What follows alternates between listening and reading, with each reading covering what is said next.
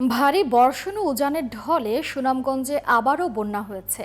প্লাবিত হয়েছে নতুন নতুন এলাকা। পানিবন্দী কয়েক লাখ মানুষ। সুরমার পানি বিপদসীমার উপর দিয়ে প্রবাহিত হচ্ছে। এদিকে কুড়িগ্রামে কিছু এলাকায় পানি কমলেও নতুন করে প্লাবিত হয়েছে সদরের কয়েকটি এলাকা। বাড়ছে ব্রহ্মপুত্র, ধরলা ও তিস্তার পানি। সুনামগঞ্জ কুড়িগ্রাম প্রতিনিধির রিপোর্ট, জানাচ্ছেন কিরণ মোস্তফা। টানা বৃষ্টি ও পাহাড়ি ঢলে সুনামগঞ্জের দ্বিতীয় দফায় বন্যা সৃষ্টি হয়েছে। ছাতক, তাহিরপুর, জামালগঞ্জ, দোয়ারা, বিশ্বম্ভরপুরের সড়ক যোগাযোগ ব্যবস্থা বিচ্ছিন্ন রয়েছে। পানি ঢুকেছে সদরের নবীনগর, ওয়েসখালী, হাসননগর ও সুলতানপুরে। পানিবন্দী হয়ে পড়েছে লক্ষাধিক মানুষ। ঘরে পানি ঢুকে পড়ায় অনেকেই ঠাঁই নিয়েছেন আশ্রয় কেন্দ্রে। আরো সামনে যে বাড়বো, এটা স্থিতিশীল যে হইব এটার কোনো বোঝা যায় না। ইতিমধ্যে বিভিন্ন স্থান প্লাবিত হয়েছে, তার মধ্যে নবীনগর সবচেয়ে বেশি প্লাবিত।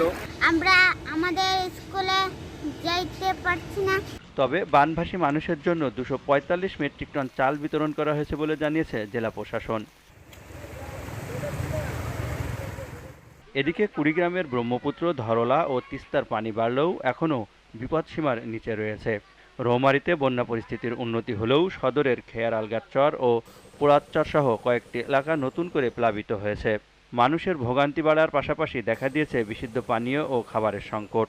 বিপাকে পড়েছেন শ্রমজীবীরাও। দ্রুত সরকারি সহায়তার দাবি বন্যায় ক্ষতিগ্রস্তদের। টিউবওয়েলে করে পানি আসার দিকে পানিটা ঘোলা আর কি, ঠিক আছে। আর পানি অনেক দূর থেকে লোকা দিয়ে পানি দেয় আর কি, আনি খাই আমরা। এক সপ্তাহ পানি আসছে, ঘরে তো খাবার দাবারও নেই। তাহলে সরকারিভাবে কোনো উদ্যোগ কেউ নিল না। এখন মানুষ কি খেয়ে বাঁচবে? এখন পর্যন্ত আমরা সরকার এখন অনুদান পাই নাই। যদি সরকার অনুমোদন দেয়, ডিসি মহোদয় সাহেব, সুযোগ্য আমাদের জেলা প্রশাসক মহোদয় যদি আমাদের রৌমারী উপজেলার সব ইউনিয়নের বন্যা কবলিত এলাকায় যদি জনগণের সহায়তা কিছু দেয়, তাহলে অবশ্যই সেটা নিয়ে আমরা জনগণের সিদ্ধান্ত হবে। বন্যার পানি প্রবেশ করায় কুড়িগ্রামের 37টি প্রাথমিক বিদ্যালয়ে শিক্ষা কার্যক্রম বন্ধ রয়েছে। Kiran Mostafa, GTV news. AFC Asian Cup ফুটবলের বাছাই পর্ব শেষে ঢাকায় ফিরেছে বাংলাদেশ জাতীয় দল। বুধবার মধ্যরাতে মালয়েশিয়া থেকে ঢাকায় পৌঁছায় হাভিয়ার ক্যাভরেরের বাহিনী।